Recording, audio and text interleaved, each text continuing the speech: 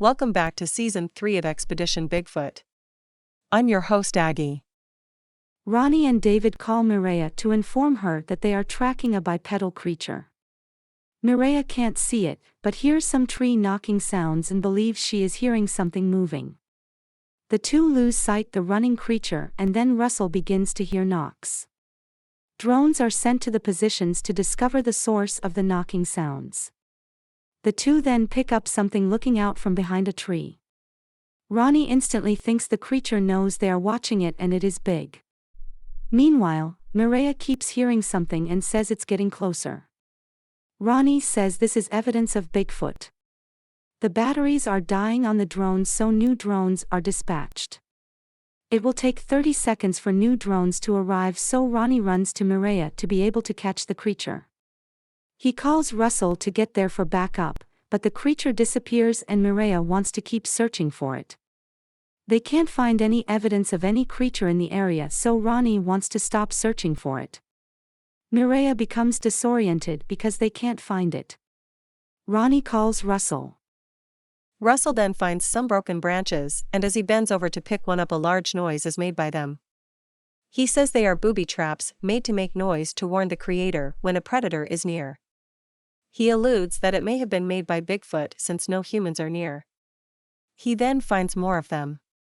He says that whatever made them is laying claims to the territory and wants outsiders to keep out. Mireya is becoming frustrated because they still haven't found anything, even after 3 years. The next morning, Ronnie and she search up on the ridge, while Russell searches near the lake. The two search through rough terrain and discover a hidden mysterious trail, which Mireya believes is a long path, and since it is wide, which is an indicator of intent caused by animals walking on it, since it is covered, so Ronnie thinks it's ingenious that animals could do this. Mireya states that she wants to search the mysterious spot at night. The announcer calls it a mysterious tunnel. That night they search, and despite being near to each other, they don't see or discover diddly squat. Absolutely nothing, nada, no sound, quiet as a mouse, so Ronnie wants to call it a night. The next day Mireya wants to follow the mysterious tunnel and see where it leads to. All evidence has now run dry. Meanwhile, Bryce gets a phone call from an anonymous logger who wants to meet him, and Bryce thinks it's important as he thinks the man is afraid of the information he is going to give to him. The claims that he was logging on a parcel of land that was being purchased, and the logging crew found what he called nests that measured 8 to 10 feet long and 4 to 5 feet wide, and said, "What the is this?" Bryce says only a Bigfoot could have made it. It reminded him when Russell found some 2 years ago. The mystery eyewitness then said the feds came in and shut down the operation and cancelled the contract down, even though the land was bought. Bryce is blown away by this astonishing revelation of a Bigfoot nesting territory, and he wants to find more. Bryce then calls a meeting with the crew and, like always, calls off the search and relocates the research area to Humboldt County, California. He claims that it has been 4 days and the crew found nothing, zilch, nada, and tells the crew about a government land purchase, and he wants to investigate it before it becomes off limits.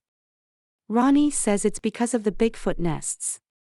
The land is in a Bigfoot hot spot, Humboldt County, California, and they pack up all their belongings and go there.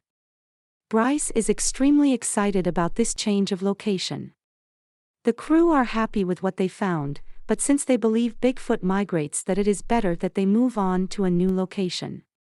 Mireya thinks it's time to leave because she doesn't believe they will not see any sign of Bigfoot until next year. Northern California, according to Bryce, will give them the opportunity to find Bigfoot as it is wild and untouched. Bigfoot sightings go back for centuries in the area as a warning for those daring to enter. Ronnie says there is energy in the forests. Humboldt County has had over 100 sightings recently and upwards of 2 weeks ago.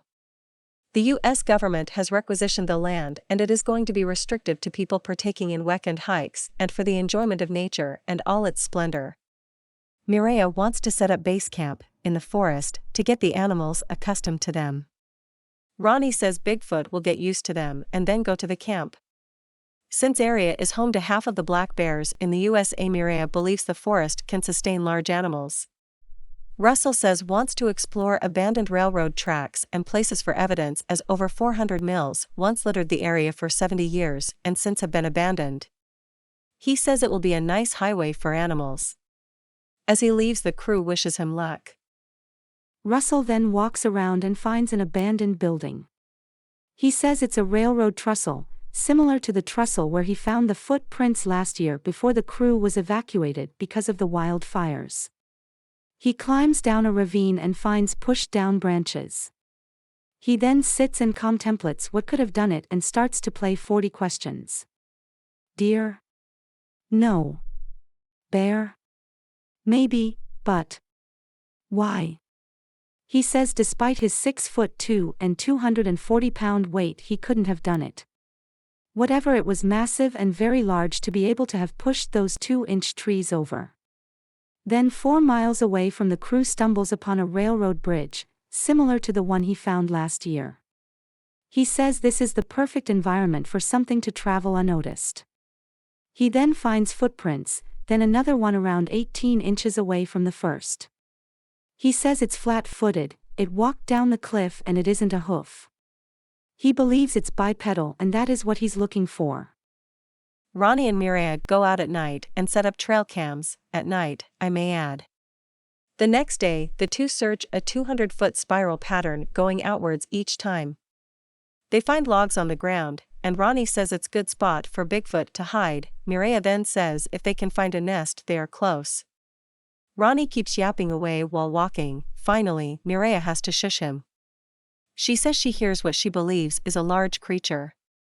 They head towards the sound. However, they don't know in which direction it came from and soon stumble upon a structure, a cabin on stilts. Mireya believes it has been there a long time and Ronnie states it's over 100 years old. Mireya says something may be using it for shelter. Mireya then hears a screaming sound. Ronnie then says he wants to use an alleged Bigfoot held that night to investigate the area, and that night they return to the potential Bigfoot structure, as the announcer calls it, Mireya armed with a heat sensor and Ronnie with a boombox. With Mireya in position, Ronnie blasts the sound, which sounds like an air raid warning, and nothing. A few moments later a sound is heard. Ronnie thinks they got a response. Mireya is shown walking around and then is heard to say holy crap. Well, that will do it for this week. Please return next week for more exciting episodes of Expedition Bigfoot. I'm your host Aggie Flores. And I'm Emma Holmes. Thank you for watching and we hope to see you next week. Thank you for watching. As always, please subscribe to our channel. Please like, comment, subscribe and share. See you next week.